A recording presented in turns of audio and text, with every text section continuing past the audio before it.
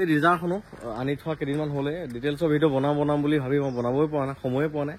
আজি সময় পাইছোঁ বোলো গাড়ীখনৰ ডিটেইলছৰ ভিডিঅ' এটা বনাওঁ, আপোনালোককো দেখাওঁ কি আছে কি নাই, ফিচাৰ্ছৰ পৰা আদি কৰি সকলোবিলাক আৰু দামৰ পৰা আদি কৰি সকলো।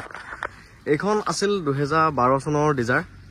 এই মোৰখনৰ সৈতে একে ছেম মডেল। এইখন হ'ল মোৰ গাড়ী, মই ইউজ কৰি থকাখনৰ, আৰু এইখন হ'ল আপোনালোকৰ কাৰণে আনা গাড়ী। ছেম মডেল 2012, সেইখন 2012 হয়। আৰু মই নিজেই এনেকুৱা এখন চলাই আছোঁ, যিহেতু বহুতেই ভাল গাড়ী, একদম কমপ্লেইন নাই, প্ৰব্লেম নাই।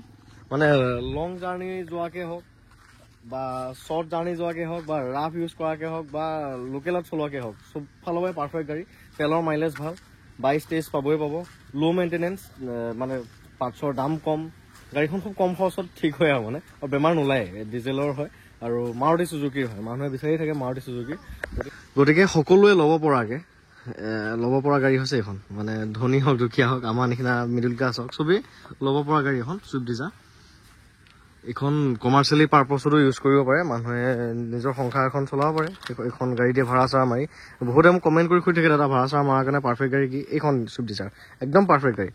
গতিকে এইখন আপোনালোকে ল'ম বুলি ভাবিলে ল'ব পাৰিব। সকলোবিলাক ঠিক ঠাকেই হৈ আছে, AC, power window, music system সকলোবিলাক আছে। তলৰ ফগ লেম্পকেইটালৈকে ৱৰ্কিং হৈ আছে।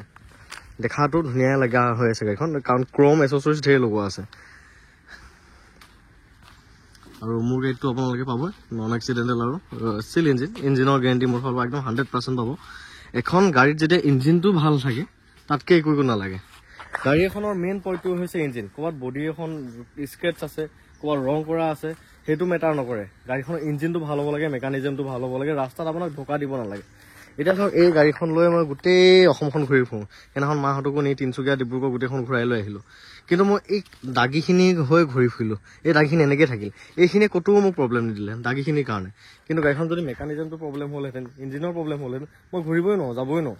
গতিকে আপোনালোকে মেইন ফ'কাছ কৰক, ইঞ্জিনটো ভাল হ'ব লাগে, মেকানিজমটো ভাল হ'ব লাগে। আৰু বাকী বডিৰ ৰং চং এইবোৰ হৈ যায় আৰু যি নহওক বাৰু।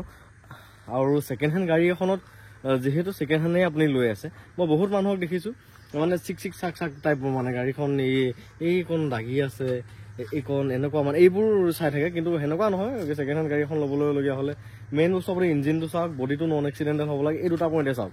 বাকী টায়াৰ বেয়া থাকিব, টায়াৰটো আপুনি লগাবই পাৰিব।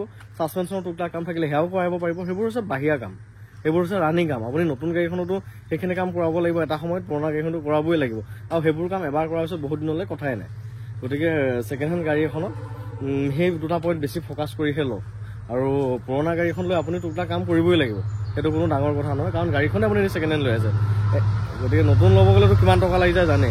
যি নহওক বাৰু, এইখন গাড়ী ঠিক ঠাকে আছে, ইঞ্জিনটো গেৰেণ্টি আছে, চিল ইঞ্জিন বুলি, বডি নন এক্সিডেণ্টেল একদম। মোৰ গাড়ীত থাকিবই থাকিব। বাকী গাড়ীখনৰ বাহিৰৰ ফালৰ পৰা লুকছ এয়া, আৰু ভিতৰৰ ফালৰ পৰাই চাওক, এয়া চিট কভাৰৰ পৰা আদি কৰি সকলোবিলাক ধুনীয়া হৈ আছে। আৰ্ম ৰেষ্ট আছে, এইবোৰ ফ্ল'ৰ মেটিং। ভিতৰ চিটটো লেতেৰা হৈ আছে, পুলিচ মাৰিলে একদম ধুনীয়া লাগিব লগা হ'ব দেখাত। এইটো কোম্পানী ফিটেড মিউজিক চিষ্টেম, এইটো AC, সকলোবিলাক ৰানিং হৈ আছে। গাড়ীখন চলিছে 85,000 মান চলিছে। আৰু এইখন ছেকেণ্ড অনাৰ হয়, আৰু মোৰ গাড়ীত এক্সিডেণ্টেল নাপায় আপোনালোকে। এয়া চাওক, চিল হৈ আছে, এইখন দৰ্জা চিল। গ্লাছ চাওক 2012 চনৰ হয়, এয়া চাওক 2012 হয়, এয়া চাওক 2012 হয়। গ্লাছখন চেঞ্জ নাই, এয়া চাওক 2012 হয়।